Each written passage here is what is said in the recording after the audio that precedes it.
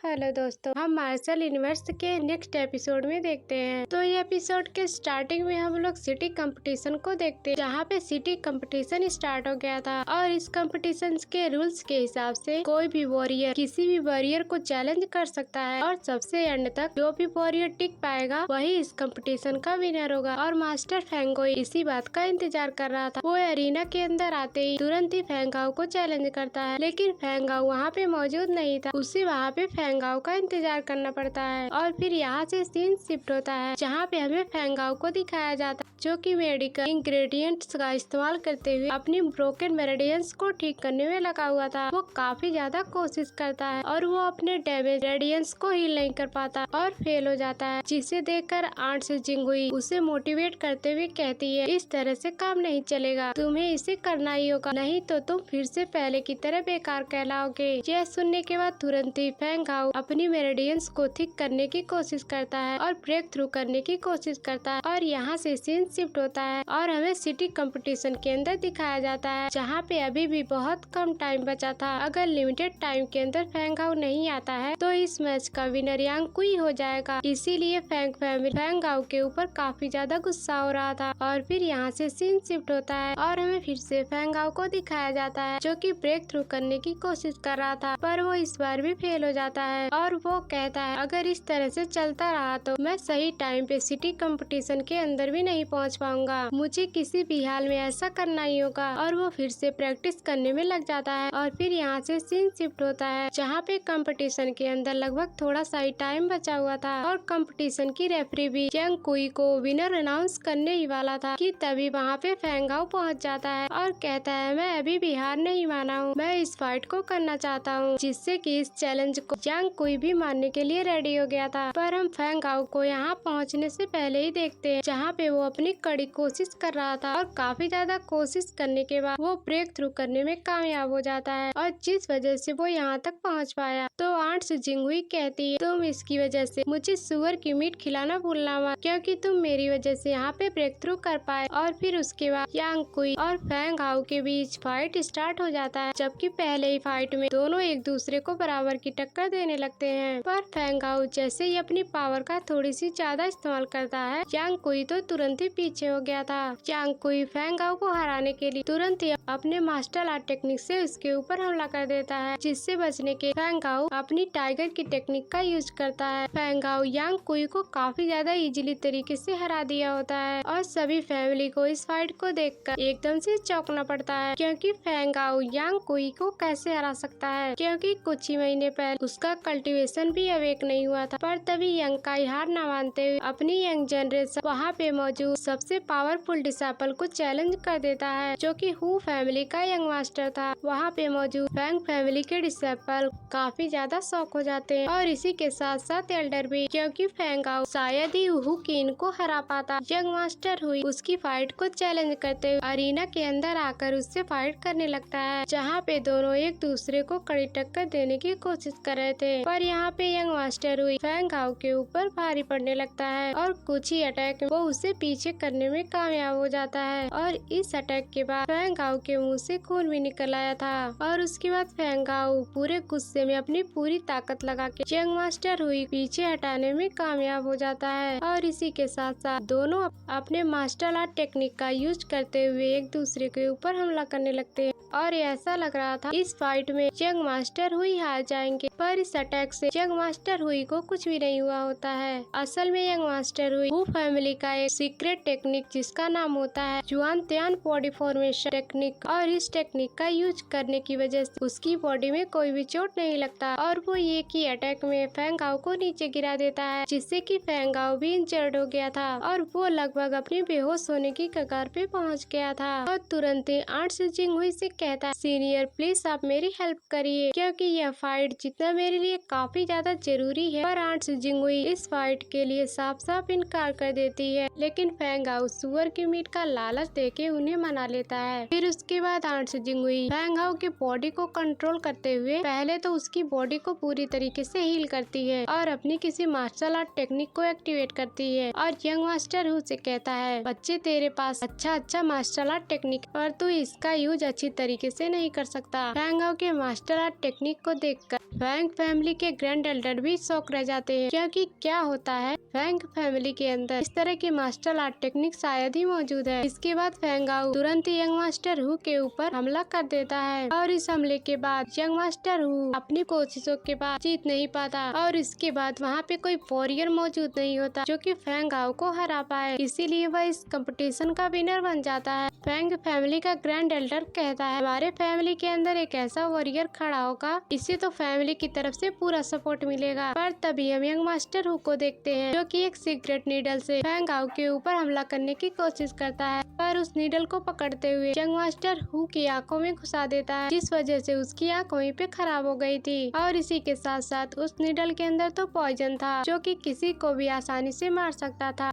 अपने बेटे की ऐसी हालत देखकर पेट्रिया जू भी काफी ज्यादा गुस्से में फैंगाओ के ऊपर हमला करने की कोशिश करता है, पर फैंग फैमिली के ग्रैंड एल्डर उसे बचा लेते हैं और पेट्रिया जू को कहता है अगर तुम लोग हार बर्दाश्त नहीं करना जानते तो कंपटीशन के अंदर हिस्सा नहीं लेना चाहिए था, तुम्हें यहाँ पे अपनी बची खुची इज्जत को धोने की जरूरत नहीं है। इसके बाद फैंगाओ यहाँ से अपनी मदर के पास पहुँच गया होता है, जहाँ पे उसकी मदर सिटी कंपटीशन को जीतने की बात सुनकर काफी ज्यादा खुश होती है। तो फैंगाओ कहता है सिटी कंपटीशन को जीतने के बाद ग्रैंड एल्डर ने कहा अब हमें फैंग फैमिली से निकाला नहीं जाएगा और इसी के साथ साथ मेरे फादर को फैंग फैमिली का लीडर होने के नाते जितना जल्दी हो सके उतना जल्दी उन्हें ठीक करने की कोशिश किया जाएगा। इससे उसके फादर काफी ज्यादा इमोशनल हो गए होते हैं और यहाँ से सीन शिफ्ट होता है और हमें यांग फैमिली को दिखाया जाता है, वो फैमिली के पेट्रियर्स को दिखाया जाता है जो कि दोनों आज की हार की वजह से काफी ज्यादा गुस्सा हो रहे थे। पर तभी हम वहीं पे एक शैडो मेंशन के वॉरियर को आते हुए देखते हैं। पेट्रिया जू उसके सामने झुकते हुए कहता है यानी कि आज हुए सभी इंसिडेंट्स के बारे में उन्हें बताता है। जो बात सुनकर वह बंदा पहले तो यंग मास्टर हु के अंदर से पॉइजन निकालता है और कहता है अब यह पूरी तरीके से ठीक हो चुका है, पर मैं उसके आंखों को ठीक नहीं कर सकता, जिससे कि पेट्रिया जू फैंगाओ के ऊपर काफी ज्यादा गुस्सा हो गया होता है। तो फिर शैडो मेंशन का वो वॉरियर कहता है फैंगाओ दरअसल में काफी ज्यादा टैलेंटेड है और इतने कम टाइम के अंदर इतना ज्यादा पावरफुल हो चुका है, अगर वह फ्यूचर में जिंदा रहा तो इस ल्यून सिटी से निकलना पड़ेगा। दोनों फैमिली के पेट्रिया चीफ फैंगाओ को मारने की प्लानिंग करने लगता है और फिर यहाँ से सीन शिफ्ट होता है और हमें फैंगाओ को दिखाया जाता है जो कि अपने अगले लेवल को ब्रेक थ्रू करने की कोशिश कर रहा था, लेकिन वो काफी ज्यादा कोशिशों के बाद भी ऐसा नहीं कर पाता और इसके बारे में उसे कुछ भी समझ में नहीं आता। और फिर वो सिस्टर चिंग के बारे में याद करने लगता है जहाँ पे कि उसने प्रॉमिस किया था कि वह आर्ट्स को कल्टीवेशन करने के बाद उससे मिलने के लिए जल्द से जल्द पहुँच जाएगा, लेकिन अगर इस तरह से चलता रहा तो शायद ही वह यहाँ पे पहुँच पाए। और वह कहता है मुझे जल्द से जल्द आगे बढ़ना होगा, इसीलिए अब मुझे यहाँ से घर जाना चाहिए। और फिर वो वहाँ से आंट से जिंगुई के साथ घर जाने लगता है कि तभी उसके ऊपर एक हमला होता है जो कि एक वॉरियर रियलम की फाइटर ने किया था और इसका अंदाजा फैंगाओ को भी हो गया था कि वह इसे चाह कर भी हरा नहीं सकता। कैसे भी हो यहाँ से फैंगाओ को बच के भागने की जरूरत है। उस वॉरियर के साथ फाइट करते हुए वहाँ से भागने की कोशिश करता है, लेकिन उसकी हर एक कोशिश नाकामयाब होते जा रही थी और वो वॉरियर फैंगाओ को काफी ज्यादा बुरी तरीके से पीटने लगता है। और जब फैंगाओ देखता है कि उसके पास कोई रास्ता मौजूद नहीं है, इसी के साथ साथ उसके पीछे से काफी ज्यादा बड़ा तूफान आ रहा होता है जो कि काफी ज्यादा कोल्ड होता है और अगर इसके अंदर फैंगाओ आ जाता है तो उसकी मौत निश्चित है। और वह सोचता है अगर मैं यहाँ से बचने की कोशिश करूँ तो ये वॉरियर मुझे तुरंत ही मार डालेगा,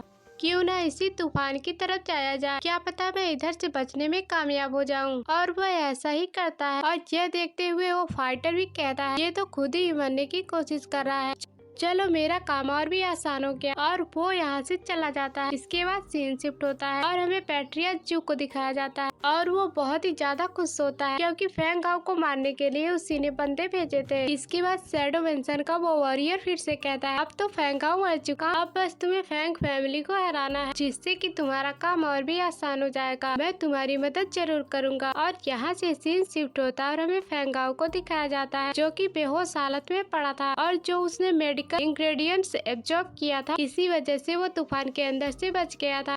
तो फिर आंट सी जिंगुई उसे एक थप्पड़ लगा के होश में लाने की कोशिश करती है। आसपास देखते हुए फैंग आउ कहता, नहीं, मैं तो पैराडाइज फैमिली में पहुंच चुका हूँ, जो कि काफी ज्यादा खतरनाक जगह है और यहाँ पे काफी ज्यादा पावरफुल बीस्ट भी रहते हैं। और जैसे वो खतरे का नाम लिया था वैसे ही खतरा हाजिर हो जाता है। दरअसल में फैंग आउ के साथ भी ऐसा ही होता है, क्योंकि उसके ऊपर एक काफी ज्यादा पावरफुल बीस्ट ने हमला कर दिया होता है, जो कि यंग मास्टर हु से भी ज्यादा पावरफुल था। और वो बीस्ट फैंग आउ को काफी अच्छी तरीके से पिटाई करने लगता है ताकि कि वो पूरी तरीके से साफ हो जाए। इस फाइट के बाद फैंग आउ के पास थोड़ी सी भी एनर्जी नहीं बची थी कि वो बीस्ट को हरा पाए। फिर आंट सी जिंगुई कहती है, अगर तुम चाहो तो मैं तुम्हारी मदद कर सकती हूँ। तो फिर फैंग आउ रोकते हुए कहता है, मैं हर बार ऐसे ही तुम्हारी मदद नहीं ले सकता, मुझे ये खुद से ही करना होगा। और वो अपने फादर के बारे में याद करते हुए कहता है, मेरे फादर काफी ज्यादा बीमार हो चुके हैं, मुझे उन्हें ठीक करना ही होगा और इसी के साथ साथ मेरी मदर भी मेरा इंतजार कर रही होंगी और इसलिए मुझे यहाँ पे उठना ही होगा। फिर हम फैंग आउ को देखते जो कि उसी बीट्स के अटैक को रोक लिया होता है, क्योंकि वो इस लेवल से नेक्स्ट लेवल पे ब्रेक थ्रू कर चुका होता है और इस पावर के साथ उसके लिए वो बीस्ट कुछ भी नहीं था और वो काफी ज्यादा इजीली तरीके से उस बीस्ट को हराने लगता है और वो पीट कर उस बीस्ट की हालत खराब कर देता है। और फिर उसके बाद वहीं पे बैठ के कल्टीवेशन करने लगता है। कल्टीवेशन खत्म होने के बाद आंट सी जिंगुई से कहता है, दरअसल में मैं यहाँ पे कुछ टाइम और रहना चाहता हूँ, जब तक कि मैं वॉरियर रियलम में पहुँच न जाऊँ। यह सुनने के बाद आंट सी जिंगुई कहती है, यहाँ पे बीस्ट काफी ज्यादा पावरफुल होते हैं और तुम यहाँ पे मरने का इंतजार करो। और तभी फैंग आउ उनसे एक और टेक्निक के लिए रिक्वेस्ट करने लगता है, जहाँ पे वो काफी ज्यादा रिक्वेस्ट के बाद आंट सी जिंगुई को मीट की लालच देते हुए उन्हें मना लेता है। जिसके बाद आंट सी जिंगुई थंडर फिस्ट नाम की एक टेक्निक उसे सिखाने लगती है। असल में वो काफी ज्यादा पावरफुल था। जिसके बाद कुछ टाइम प्रैक्टिस करने के बाद फैंग आउ इस टेक्निक को सीख लेता है और वो इस बेयर बेस्ट के ऊपर इस टेक्निक की प्रैक्टिस करने लगता है, जिससे कि वो बीस्ट डरते हुए वहाँ से भागने लगता है। पर वो कितना दूरी भाग सकता था। फैंग आउ अपने नई टेक्निक का एक्सपेरिमेंट उसके ऊपर काफी ज्यादा अच्छी तरीके से करने लगता है। इसके बाद फैंग आउ रात होने के बाद बीस्ट को पका के खा रहा होता है, जो कि पॉइजन उसको था, जिसके पास भी व्हाइट वर्टेक्स मौजूद उसके लिए कोई बड़ी बात नहीं थी। इसके बाद सुबह होने के बाद आंट सी जिंगुई फैंग आउ को फिर से ट्रेनिंग कराने लगती है, जहाँ पे फैंग आउ भी अपनी काफी ज्यादा कड़ी मेहनत कर रहा था। जिसके बाद आंट सी जिंगुई उसको रिवर्स ड्रेसिंग टेक्निक नाम की एक टेक्निक सिखाती, जिसको प्रैक्टिस करने के बाद उसकी बॉडी काफी ज्यादा स्ट्रॉन्ग हो जाएगी और उसकी मूवमेंट काफी ज्यादा फास्ट हो जाएगी। शायद ऐसा भी हो सकता है वो ब्रेक थ्रू कर जाए और नेक्स्ट लेवल पे पहुंच जाए। फिर उसके बाद फैंग आउ इस टेक्निक को प्रैक्टिस करने की पूरी कोशिश करता है, जहाँ पे वो पूरी कोशिश करने के बाद भी उसके ऊपर कोई असर नहीं दिख रहा था। फिर वो आंट सी जिंगुई से पूछता है। फिर आंट सी जिंगुई बताती है, टेक्निक तुम्हारी बॉडी को काफी ज्यादा स्ट्रॉन्ग तो कर सकता है और इतना ज्यादा नहीं कि तुम ब्रेक थ्रू करके नेक्स्ट लेवल पे पहुँच पाओ। तुम्हें नेक्स्ट लेवल पे पहुँचने के लिए कई सारे स्पिरिचुअल एनर्जी को एब्जॉर्ब करना होगा। और फिर यहाँ से सीन शिफ्ट होता है उस रिवर के पास, जहाँ हम एक लड़की को देखते हैं जो कि कई सारे गुंडों से बच के भाग रही होती है, क्योंकि वो सभी गुंडे उस लड़की से एक ट्रेजर के मैप को हासिल करना चाहते थे। वो लड़की इस टेक्निक को दरअसल में नहीं देना चाहती थी और जैसे ही वो अपने पावर को तुरंत ही एक्टिवेट करने लगती है, इसका एलिमेंट होता है थंडर। जिसके बाद वहाँ पे आसपास काफी ज्यादा थंडर चमकने लगता है और फिर उसके बाद सीन शिफ्ट होता है और हम लोग फैंग आउ को देखते हैं, जो कि कहता है कि मैं इतनी सारी स्पिरिचुअल एनर्जी कहाँ से लाऊं। कि तभी आंट सी जिंगुई की नजर उसी थंडर के ऊपर पड़ जाती है और वो कहती, हालांकि ये किसी फाइटर की स्पिरिचुअल एनर्जी की वजह से थंडर के अंदर काफी ज्यादा स्पिरिचुअल एनर्जी होती है। कि तभी वहीं फैंग आउ के ऊपर एक थंडर स्ट्राइक होता है और तुरंत ही वो बेहोश हो जाता है। पर सही टाइम पे आकर वो लड़की उसे बचा लेती है। उस लेक के नीचे हम लोग एक पावरफुल बीस्ट भी देखते हैं। फिर उसके बाद फैंग आउ उसे जान बचाने के लिए थैंक्स कहता है। कि तभी वो सभी गुंडे फिर से उनके ऊपर हमला कर देते हैं, जिससे कि वो लड़की तुरंत ही फाइट करने लगती है। पर वो इतने सारे वॉरियर्स को एक साथ कैसे संभाल सकती थी और कुछ देर फाइट करने के बाद वो भी हार मान जाती और उसके पास इतनी ज्यादा एनर्जी नहीं हो। पर देखते देखते फैंग आउ उसको बचाने के लिए पहुंच जाता है और कुछ ही टाइम के अंदर दोनों मिलकर सभी वॉरियर की हालत खराब कर देते हैं। और इस फाइट के अंदर वो लड़की भी काफी ज्यादा इंजर्ड हो गई थी और वो बम के सामने आकर कहती, जहाँ पे कई सारे वॉरियर है, प्लीज मुझे किसी सेफ जगह पे ले चल। लेकिन वो घायल होने की वजह से तुरंत ही बेहोश हो जाती है और फैंग आउ को समझ नहीं आ रहा था कि वो इसे लेकर कहाँ जाए। कि तभी आंट सी जिंगुई उसे एक प्लेस को ढूंढ के देती। दरअसल उसी झरने के पीछे एक सीक्रेट केव था। वहाँ पे पहुँचने के बाद वो सब पूरी तरीके से सेफ हो चुके थे और उन्हें इतनी आसानी से कोई भी नहीं ढूंढ सकता था। फिर उसके बाद आंट सी जिंगहुई कहती, मैं इन सभी लुटेरे को किसी ट्रेजर के बारे में बात करते हुए सुनी थी, क्या इसके पास है? क्यों ना इस लड़की के पास से छीन लिया जाए। पर फेंग आउ तुरंत आंट सी जिंगहुई को रोक देता है, क्योंकि वो इस तरह से इसका फायदा नहीं उठा सकता था। वह वहाँ पे उस लड़की की मदद करना चाहता था और वो उस लड़की को हील करने की कोशिश करता है। फिर आंट सी जिंगहुई कहती, इस तरह से तो ये नहीं होने वाला है, मुझे तुम्हारी हेल्प करने दो। और फिर कुछ ही देर में उस लड़की को पूरी तरीके से हील कर देती है और इतनी सारी एनर्जी का यूज करने के बाद फेंग आउ वहीं पे बेहोश हो जाता है। और इतनी ज्यादा एनर्जी यूज करने के बाद फेंग आउ तुरंत ही बेहोश हो जाता है और तुरंत ही उस लड़की के ऊपर गिर जाता है। वो लड़की तो फेंग आउ के ऊपर काफी ज्यादा गुस्सा हो जाती है और वो गुस्से में ही तुरंत ही फेंग आउ को एक चाटा लगा देती है और दोनों को हम कुछ ही दूरी पे बैठे हुए देखते हैं। फिर वो लड़की कहती है, तुम्हें मुझे इस तरह से हील करने की जरूरत क्या थी? अगर तुम कहते इसके बदले में मैं तुम्हें कई सारे इंग्रेडिएंट्स भी दे सकती थी। पर फेंग आउ गुस्सा होते हुए कहता है, अगर मैंने तुम्हारी जान नहीं बचाई होती तो तुम शायद ही जिंदा होती और तुम उल्टा मुझे थैंक्स करने की वजह मुझे ही डांट रही हो। फिर वो लड़की गुस्सा होते हुए फेंग आउ से कहती, तुम किसी भी लड़की के ऐसा कर दोगे उसे ठीक करने का बहाना लेकर। और वो गुस्से में काफी ज्यादा बोलने लगती है, लेकिन उसकी हर एक बात का जवाब ना दे फेंग आउ साइलेंट होकर सुन रहा था। इसके बाद वो लड़की फिर से कहती है, अगर तुम सुनना नहीं चाहते तो तुम आखिरी बार सुन लो। अगर तुम मुझे मेरे रेड लोटस किंग को हासिल करने में मेरी मदद करते हो तो मैं तुम्हें इसकी एड सीख दूंगी। और इसके साथ ये एपिसोड यहीं पर एंड होता है। Thanks for watching.